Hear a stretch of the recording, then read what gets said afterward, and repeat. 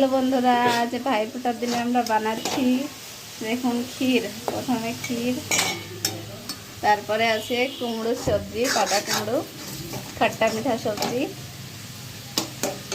আর বানাবো আলু টমাটার সবজি, সঙ্গে হবে পুরি।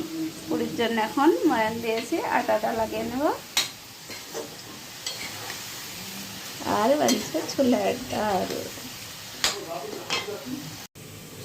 আলুগুলো ভেজে নিয়েছি, টমেটো গ্রেভিটা হয়ে গেছে পাকানো, গ্রেভিটা দেওয়া আছে, কাঁচা লঙ্কা, আদা আর টমেটো, আর ফোড়নে আছে সরষের তেলের সঙ্গে